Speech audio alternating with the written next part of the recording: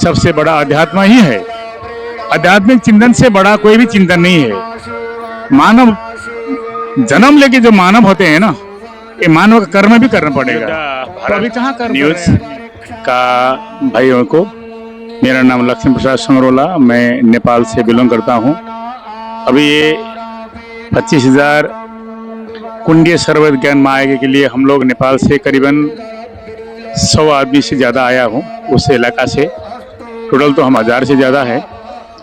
ये महायज्ञ एक वैदिक सनातन धर्म के लिए बहुत अच्छा सुवर्ण अवसर भी है।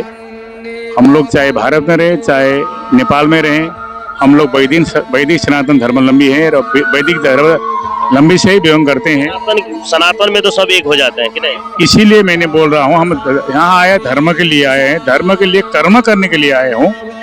इसीलिए ये जो कर्म किया है बहुत अच्छा लगा, जो व्यवस्था है वो भी बहुत अच्छा है। इसीलिए व्यवस्था करने वाला और ये आयोजन करने वाला विहंगम योग संस्था के लिए हम हार्दिक आभार व्यक्त करते हैं नेपाल के तरफ से, और आपको भी बहुत बहुत हार्दिक धन्यवाद देते हैं। आपका भी बहुत बहुत स्वागत है कि आप अपना इतना कीमती समय निकाल के वो भी नेपाल से आए। यहाँ के आसपास के लोग भी उतना ये ध्यान नहीं देते हैं अभी इस युग में कि क्या सब मतलब पूजा पाठ पे उतना समय नहीं व्यतीत करते हैं। उसके लिए आप क्या कहना चाहेंगे? देखिए, जब मानव है ना, मानव होने का बाद मानव चोला जब भी रहेगा, एक कोई ठिकाना नहीं है। कोई भी आदमी का मृत्यु निश्चित नहीं है। इसीलिए ये धर्म में बहुत बड़ा योगदान है। अगर धर्म के माध्यम से जाएंगे ना, आदमी स्वर्ग पहुंच जाएगा। मानव का मूल उद्देश्य क्या होनी चाहिए? सेवा ही धर्म है। इसीलिए सेवा के भाव से जो लगाया हुआ है, कई लोग अपने लक्ष्य से भटक रहे हैं। हाँ, उसके लिए तो फिर अध्यात्म पूरा नहीं। देखिए, सबसे बड़ा अध्यात्म ही है। आध्यात्मिक चिंतन से बड़ा कोई भी चिंतन नहीं है। मानव जन्म लेके जो मानव होते हैं ना, ये मानव का कर्म भी करना पड़ेगा। तो अभी कहाँ कर्म कर रहे हैं आदमी? आप बता रहे हैं कि यहीं का लोग जो दिख के भाग रहे हैं, क्या फायदा है बताइए? आते तो और ज्यादा भीड़ होता है ना, क्योंकि संख्या तो बहुत ज्यादा है। नहीं, मैंने सोच रहा था, मैं सुन रहा था, जितना जो था उतना यहाँ नहीं है। जैसे अगला साल था उतना भी अभी इकट्ठा नहीं हुआ आदमी। बढ़ना चाहिए। हाँ, लेकिन जो प्रोग्राम है बहुत सुंदर प्रोग्राम है, अच्छा प्रोग्राम है। इसीलिए यहाँ का लोग जो है, यूपी का जो लोग है, उन लोग को भी मैं अनुरोध करता हूँ कि अपना इलाके में हुआ है, धर्म संबंधी हुआ है, वैदिक सनातन धर्म के रक्षा के लिए हुआ है। इसलिए आपको भी आह्वान करते हैं कि जो बड़ा बड़ा कार्यक्रम है, गुरु लोग ने जो काम किया है, इसमें आप आइए।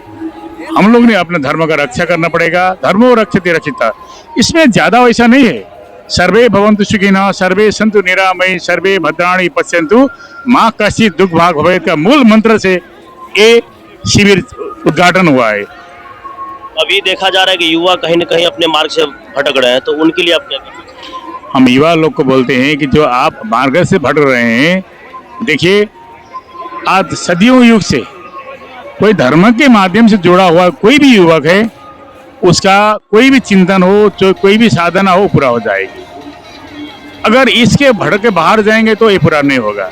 इसीलिए हम लोग बोलते हैं कि ये धर्म का बहुत बड़ा उद्देश्य है। धर्मो रक्षते रक्षिता, सर्वे भवन्तु सुखिनः। अगर सबको सुख देंगे तो आप भी सुखी बन जाएंगे, अगर किसी को दुख देंगे तो आप भी दुखी बन जाएंगे। इसीलिए इस कार्य में सहभागी बन जाइए। नेपाल के लोगों को आप क्या संदेश देना चाहेंगे?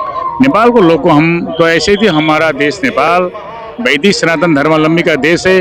बुद्ध माता की, सीता जानकी का जन्मभूमि है, बुद्ध भगवान का जन्मभूमि है, श्री पशुपतिनाथ का देश है। ऐसे ही हम लोग तो वैदिक सनातन धर्म के हिसाब से नेपाल बहुत बड़ा धार्मिक तीर्थ स्थल भी है। इसीलिए वैदिक सनातन धर्मावलंबी हूँ और भारतवासियों को हम आह्वान करते हूँ कि हमारा देश में बहुत सुंदर सुंदर धार्मिक जगह है। जैसे पशुपतिनाथ हो गया, जैसे सीता माता का जानकी मंदिर हो गया, बुद्ध जन्मभूमि लुम्बिनी हो गया। ऐसे बहुत सारे मेची से महाकाली तक लाखों करोड़ों धार्मिक तपोभूमि है। इसलिए सारा के सारा हम लोग आपको स्वागत करते हैं, आतिथ्य करते हैं। आ जाइए एक बार पावन भूमि श्री पशुपतिनाथ के देश में, बुद्ध के देश में और सीता जानकी माता के देश में एक बार आप पाओ अगर नेपाल में लगाएंगे तो भी आपका मोक्ष प्राप्त हो जाएगा। इसलिए सारी भारतवासियों को हम आतिथ्य के लिए स्वागत करते हैं। जी बहुत बहुत धन्यवाद आपको।